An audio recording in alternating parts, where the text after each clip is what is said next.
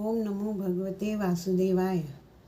आज 12 अप्रैल चैत्र मास की शुक्ल पक्ष की कामदा एकादशी है। कामदा एकादशी का व्रत करने से मनुष्य को अपने मन की जो भी इच्छा वो पूर्ण होती है और अंत में उसे मोक्ष की प्राप्ति होती है यदि कामदा एकादशी का व्रत किया तो।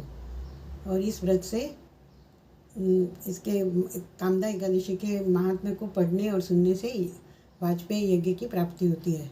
एकादशी कोई भी एकादशी हो, उसमें भगवान श्री हरि का सुबह शाम पूरा दिन घर में मन ही मन या पढ़ के उनका हरि स्मरण हमेशा करना चाहिए। तो उठते बैठते जागते उठते हरि स्मरण करना चाहिए।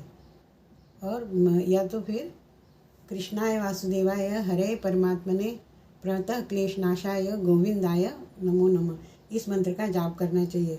और हर एकादशी को श्री हरि विष्णु सहस्त्र नाम का पाठ भी करना चाहिए। उससे भी पुण्य की प्राप्ति होती है और अपने सब पाप नष्ट हो जाते हैं। आज मैं आपको कामदा एकादशी का महत्व सुना रही हूँ। यह संवाद युधिष्ठिर और श्री कृष्ण वासुदेव ने युधिष्ठिर को सुनाया है। युधिष्ठिर ने वासुदेव से पूछा। अब युधिष्ठिर ने पूछा, वासुदेव आपको नमस्कार है। अब मेरे सामने ये बताइए कि चैत्र शुक्ल पक्ष में किस नाम की एकादशी होती है। भगवान श्री कृष्ण ने कहा, राजन, एकाग्रचित्त होकर यह पुरातन कथा सुनो जिसे वशिष्ठ जी ने राजा दिलीप से कहा था। दिलीप ने पूछा, भगवान एक बात सुनना चाहता हूँ। चैत्र मास के शुक्ल पक्ष में किस नाम की एकादशी होती है। वशिष्ठ बोले, शुक्ल पक्ष में कामदा नाम की एकादशी होती है। वह परम पुण्यमयी है। पाप रूपी ईंधन के लिए तो वह दावानल ही है। प्राचीन काल की बात है। नागपुर नाम का एक सुंदर नगर था जहाँ सोने के महल बने हुए थे। उस नगर में पुंडरीक आदि महाभयंकर नाग निवास करते थे। पुंडरीक नाम का नाग उन दिनों वहाँ राज्य करता था। गंधर्व, किन्नर और अप्सराएं भी उसी नगरी का सेवन करती थी। वहाँ एक श्रेष्ठ अप्सरा थी जिसका नाम ललिता था। उसके साथ ललित नाम वाला गंधर्व भी था। वे दोनों पति पत्नी के रूप में रहते थे। दोनों ही परस्पर काम से पीड़ित रहा करते थे। ललिता के हृदय में सदा पति की ही मूर्ति बसी रहती थी और ललिता के हृदय सुंदर ललिता का नित्य निवास था। एक दिन की बात है। नागराज पुंडरीक राजसभा में बैठकर मनोरंजन कर रहा था। उस समय ललित का गान हो रहा था, किंतु उसके साथ उसकी प्यारी ललिता नहीं थी। गाते गाते उसे ललिता का स्मरण हो आया। अतः उसके पैरों की गति रुक गई और जीभ लड़खड़ा गई। नागों में श्रेष्ठ करकोटक को ललित के मन का संताप ज्ञात हो गया और उसने राजा पुंडरीक को उसके पैरों की गति रुकने से एवं गान में त्रुटि होने के कारण की बात बता दी।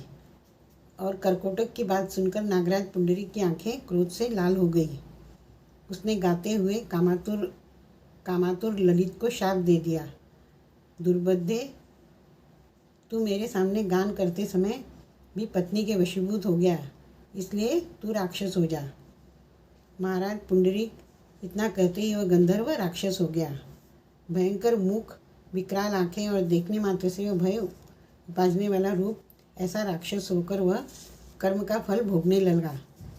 ललिता अपने पति की विकराल आकृति देख मन ही मन बहुत दुखी हुई और दुख से कष्ट पाने लगी। सोचने लगी कि मैं क्या करूं और कहाँ जाऊं। मेरे पति पाप से कष्ट पा रहे हैं। वह रोती हुई घने जंगलों में पति के पीछे पीछे घूमने लगी। वन में उसे एक सुंदर आश्रम दिखाई दिया जहाँ एक शांत मुनि बैठे हुए थे। उनका किसी प्राणी के साथ वैर विरोध नहीं था। ललिता शीघ्रता के साथ वहाँ गई और मुनि को प्रणाम करके उनके सामने खड़ी हुई। मुनि बड़े दयालु थे।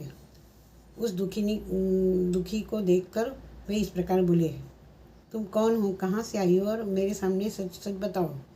ललिता ने कहा, महामुनि, वीरधन्वा नाम वाले एक गंधर्व हैं। मैं उन्हीं महात्मा की पुत्री हूँ। मेरा नाम ललिता है। मेरे स्वामी आपने पाप दोष के कारण राक्षस हो गए हैं। उनकी यही अवस्था देखकर मुझे चैन नहीं है। ब्राह्मण, इस समय मेरा जो कर्तव्य है वह बताइए। जिस पुण्य के द्वारा मेरे पति राक्षस भाव से छूट जाए।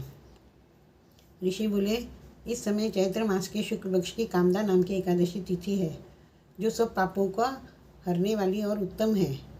तुम उसी का विधि पूर्वक व्रत करो और इस व्रत का पुण्य तुम अपने स्वामी को दे दो।